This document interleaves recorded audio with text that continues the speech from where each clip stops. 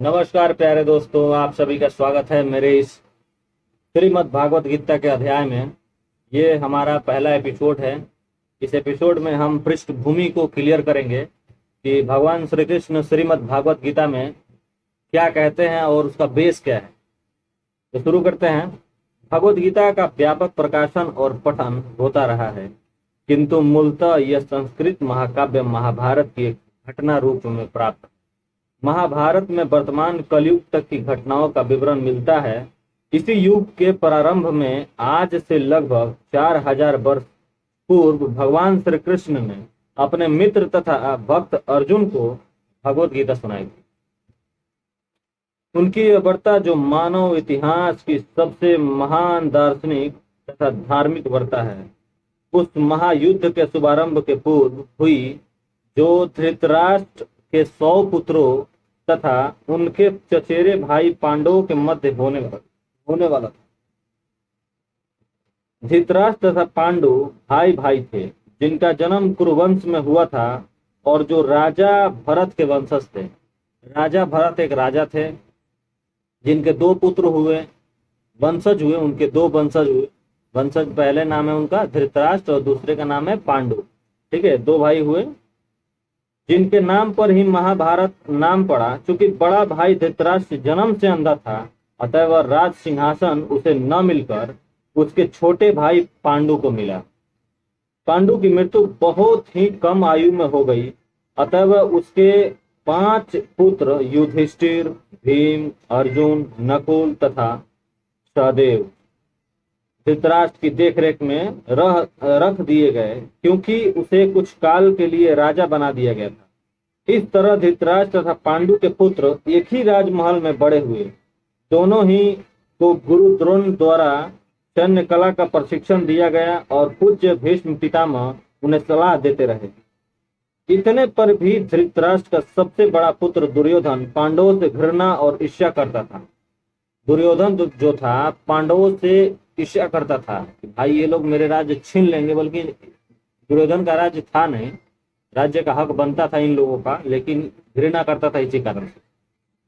और अंधा तथा दुर्बल हृदय धृतराष्ट्र पांडु पुत्रों के बजाय अपने पुत्रों को राज्य का उत्तराधिकारी बनाना चाहता था।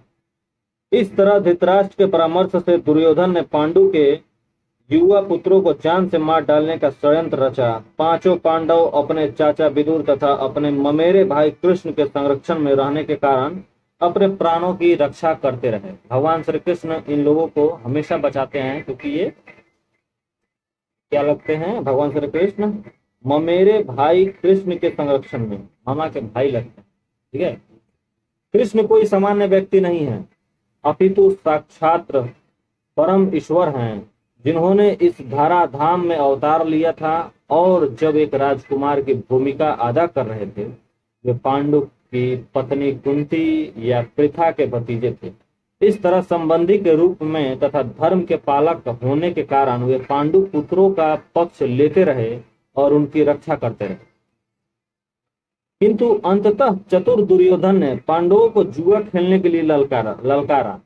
उस निर्णायक स्पर्धा में दुर्योधन तथा उसके भाइयों ने पांडवों की सती पत्नी द्रौपदी पर अधिकार प्राप्त कर लिया और फिर उसे राजाओं तथा राजकुमारों की सभा के मध्य निर्वस्त्र करने का प्रयास किया। कृष्ण के दैवी हस्तक्षेप से उसकी रक्षा हो सकी, किंतु जुए में हार जाने के कारण पांडवों को अपने राज्य से हाथ धोना पड़ा और 13 वर्ष तक वनवास के लिए जाना पड़ा। वनवास से लौटकर पांडवों ने दुर्योधन से अपना राज्य मांगा। देखिए, 13 वर्ष वनवास में रहने के बाद दुर्योधन से उन लोगों ने, पांडवों ने अपना राज्य मांगा, किंतु उसने देने से इनकार कर दिया। 5 पांडवों ने अंत में अपना पूरा राज्य न मांगकर केवल 5 गांवों की मांग रखी, किंतु दुर्योधन सुई की नोक भर भी भूमि देने के लिए राजी नहीं हुआ। अभी तक तो पांडव सहनशील बने रहे, लेकिन अब उनके लिए युद्ध करना अवश्यंभावी हो गया। विश्व भर के राजकुमारों में से कुछ धृतराष्ट्र के पुत्रों के पक्ष में थे तो कुछ पांडवों के पक्ष में। उस समय कृष्ण पांडु पुत्रों के संदेशवाहक बनकर शांति की याचना के लिए धृतराष्ट्र के दरबार में गए। जब उनकी याचना स्वीकृत हो गई तो युद्ध निश्चित था। भगवान श्री कृष्ण हमेशा शांति के सूचक रहे हैं, पर लेकिन अगर कोई बातें उनकी नहीं मानता है, महायुद्ध तो होना ही था। अत्यंत सच्चरित्र पांचों पांडवों ने कृष्ण को भगवान के रूप में पहचान लिया था, किंतु धृतराष्ट्र के दुष्ट पुत्र उनके नहीं समझ पाए थे। फिर भी कृष्ण ने विपक्षियों की इच्छानुसार ही युद्ध में सम्मिलित होने का प्रयास रखा। ईश्वर के रूप में वे युद्ध नहीं कर सकते थे, किंतु जो भी उनकी सेना का उपयोग करना चाहे कर सकता था। राजनीति में कुशल दुर्योधन ने कृष्ण की सेना झपट ली, जबकि पांडवों ने कृष्ण को लिया। इस प्रकार कृष्ण अर्जुन के सारथी बने और उनके उस सुप्रसिद्ध धनुधर का रथ हाँकना स्वीकार किया। इस तरह हम उस बिंदु तक पहुंच जाते हैं जहां से भगवत गीता का शुभारंभ होता है। दोनों ओर की सेना युद्ध के लिए तैयार खड़ी है और धृतराष्ट्र अपने सचिव संजय से पूछ रहा है कि उन सेनाओं ने क्या किया। इस तरह सारी पृष्ठभूमि तैयार है, आवश्यकता है केवल इस अनुवाद तथा भाष्य के विषय में संक्षिप्त टिप्पणी। नमस्कार दोस्तों, ये रहा पृष्ठभूमि।